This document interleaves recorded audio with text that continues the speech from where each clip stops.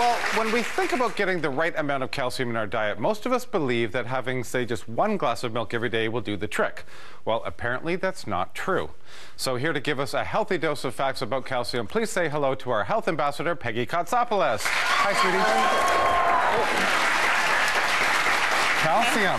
Yes, so what I'm going to do is tell you everything you need to know about calcium. Yeah. So it's probably one of the most important minerals in our body and the most abundant. And a lot of times when we think of calcium, we think, oh, I don't have to worry about it now. Maybe when I'm older, I'll worry about it. We think of bone health. But really, calcium has so many different functions. It's essential for survival. It's important for, it actually helps reduce high blood pressure. It helps with PMS symptoms. It helps calm our nerves. Yeah. It actually helps speed up weight loss if we're dieting. So there's so many roles that calcium play in our body. The most important one. Yeah.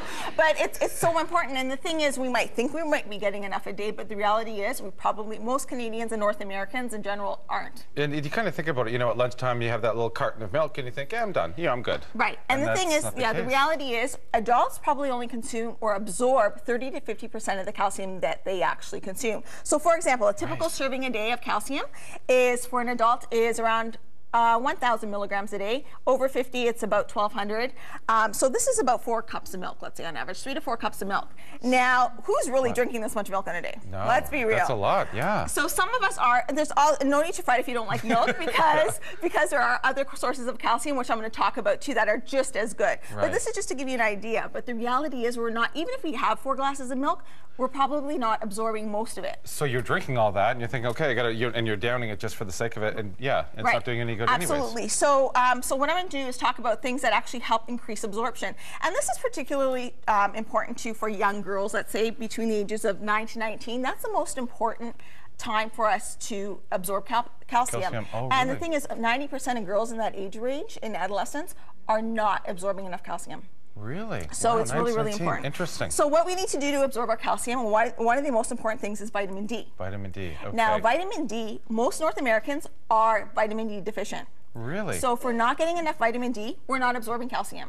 So you can be having all the calcium that you want, chances are you're not absorbing it because you don't have enough vitamin D in our body. Wow, okay. So ways to get vitamin D are, like, egg yolks, for example, have vitamin D in it. You can get a vitamin D supplement if you're not getting enough. Go in the sun. Put on your shades.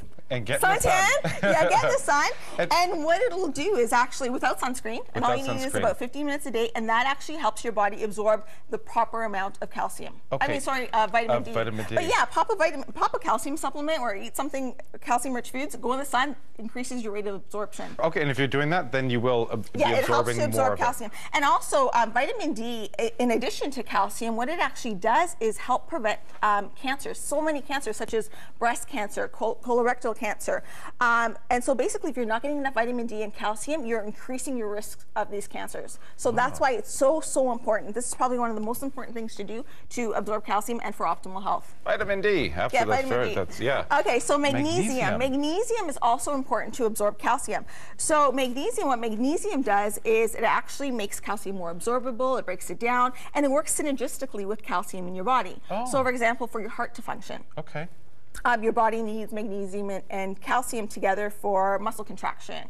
It helps calm your nerves. So if you're having trouble sleeping at night, taking a calcium, magnesium before you go to bed, help calm you down. Oh, of course, the magnesium, yeah, it does. It just, And this is also great for PMS syndromes, people who have a lot of cramping during their menstrual cycle or headaches and all that kind of stuff. Also, if you suffer from migraines, a lot of times there's a magnesium deficiency. So it's really important to get magnesium, and it helps absorb the calcium as well. Can you get too much magnesium in your diet? Like, is that? No, it would take a lot to get too much magnesium in your diet. Okay. Yeah. Most North Americans, again, this is a common deficiency as well. Interesting. And again, naturally, you can find it in fish. Yeah, you can find it in halibut is a good source of magnesium. White beans, probably the best sources too. Cashews, almonds. Almonds are really good in calcium and magnesium as well. And this guy here, this is my new best friend. You introduced me to cacao. Yeah, cacao. Yeah, cacao. I love that stuff. Yeah, raw chocolate has the highest plant-based source source of magnesium. Yeah. Yay, we love chocolate. Some good news, yay! Yes. So this is great. It's really calming. Like, it really helps calm your nerves. Yeah. And that's why a lot of times too, sometimes, you know, before the menstrual cycle, women might be like, oh, I need chocolate, I need chocolate. Well, it might be magnesium that you need. Right. So, and this is a great source of magnesium. So that's what your body could be calling for. I mean, there's so many other factors that cause, you know, a chocolate craving, right? We can rhyme them all off. But yeah, excellent source of magnesium. Snack. So, and if we are deficient in calcium, so then we go and we're standing in front of the calcium aisle, and there's so many different kinds. Yes. So a lot of times we'll walk into a health food store and we think, okay, you know what, if we're not getting enough calcium through our diet, we want to pick up a supplement.